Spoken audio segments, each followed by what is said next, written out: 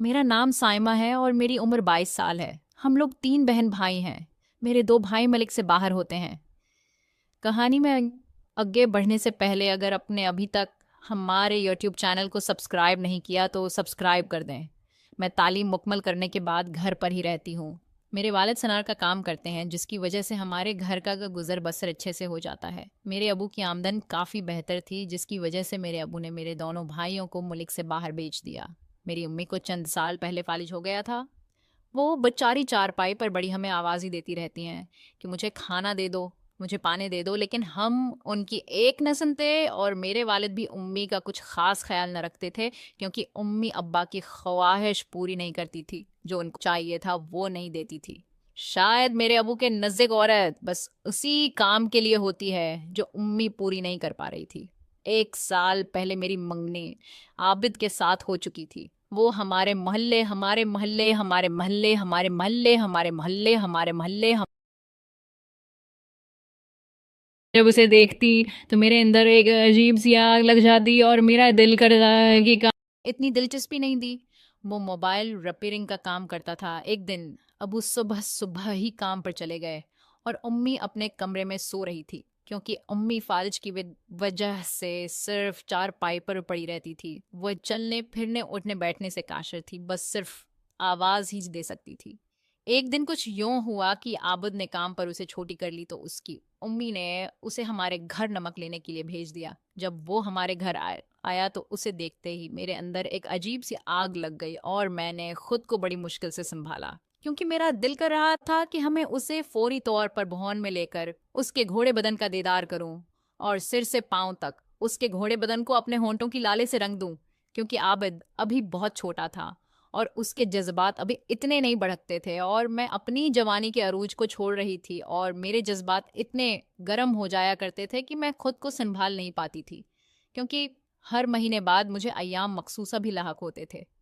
आबिद जब हमारे घर आया तो दिन के 11 बज रहे थे और बाहर गली में कोई भी नहीं था। उसने आकर कहा, साइमा तुम कैसी हो? मैं बस उससे अजीब सी नज़रों से देखे जा रही थी।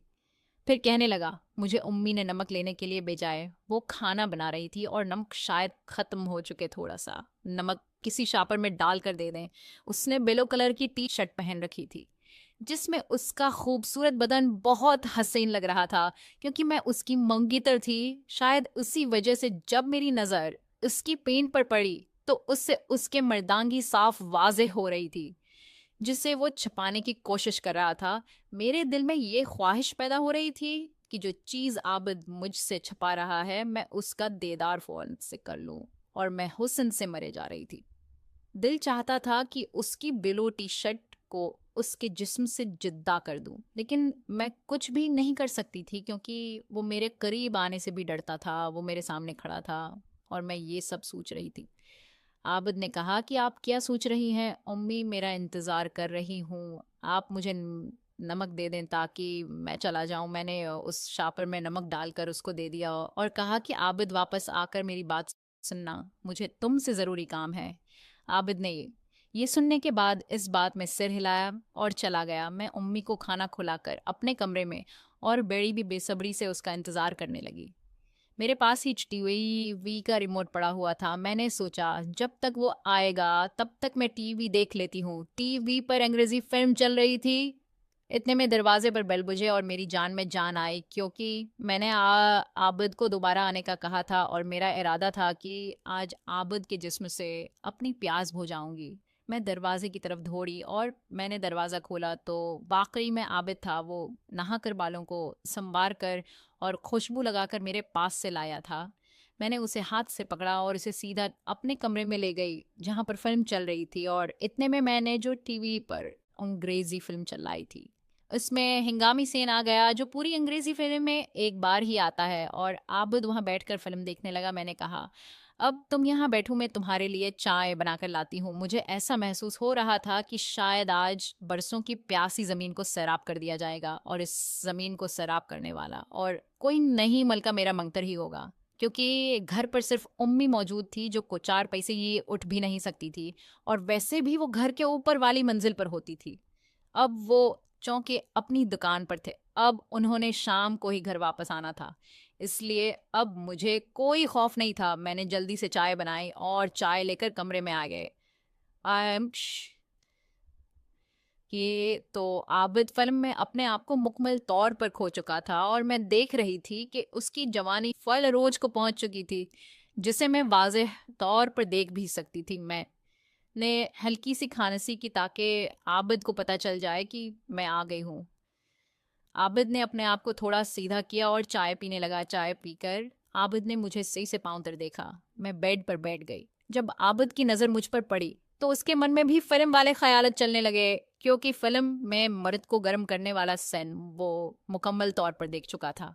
और उसे भी ये पता था कि उसके सामने उसकी होने वाली दुल्हन बेटी हुई है। उसकी नीयत से ये साफ महसूस हो रहा था कि आज वो ये मौका गंवाने वाला है नहीं है। फिर ही कहने लगा कि साइमा, आज तुम बहुत खूबसूरत लग रही हो। मैंने कहा, शुक्रिया। ये हर सिंगार तो मैंने सिर्फ आप ही के लिए क्या है। आप अपने आप से बाहर हो गए और उसने अपनी अंगुली मेरे होंठ पर रख दी और थोड़ी देर के बाद ही पता नहीं कैसे मैं आब्द की बहू में थी और हम दोनों अपनी प्यास बुझा रहे थे, जिसकी मुझे मदद से तलाश दी। मेरी अंदर करंट मुकम्मल तौर पर दौड़ चुका था और अब मुझे सिर्फ एक चीज का इंतजार था कि आबिद जल्द मंजिल तक पहुंच जाए। लेकिन वो उस मौका को मुकम्मल तौर पर एंजॉय करना चाहता था और उसकी उन हरकत से मैं बिल्कुल पागल हो रही थी। और मैं ये भी हैरान थी कि मैं जैसे बच्चे समझ रही थी।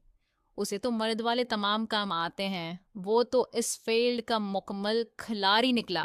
आहिस्ता आहिस्ता वो मंजिल की तरफ बढ़ने लगा, जिस तरह इस काम के खिलाड़ी करते हैं, और मैं बड़ी बेताबी से जितना जल्दी हो सके वो मंजिल तक पहुंच जाए, क्योंकि मैं बरसों की प्यासी थी। आखिरकार थोड़ी देर में वो अपनी मंजिल तक पहुंच गया और उसने मुझे भी मेरी आखिरी मंजिल तक पहुंचा दिया, जिसके बाद मुझे बहुत सुकून मिला और मैंने उसे जोर से गले लगा लिया और उसके बाद उसके बदन की हरारत को अच्छे से महसूस करने लगी। और आज उसने मुझे ज़मीन पर रहते हुए आसमानों की सैर करा दी थी और मुझे कुछ भी गलत महसूस नहीं हो रहा था, क्योंकि ये सब करने वाला कोई और नहीं, मेरा होने वाला शहरी था। और आज मुझे अपने माँ बाप के आबिद की मुझसे शादी वाले फैसले पर कोई एतराज़ नहीं था, क्योंकि वो मेरे तमाम अरमानों को पूरा कर चुका था और मेरा जिस्म अब बेजान था, क्योंकि आबिद ने मेरी तमाम ख्वाहिशों को पूरा कर दिया था। और अब उसके बाद मैं आराम से बैठ के ऊपर लेट गई और वो नमक वाला शापर लेकर अपने घर चला गया। और आज मेरी ज़िंदगी का हसीन दिन था,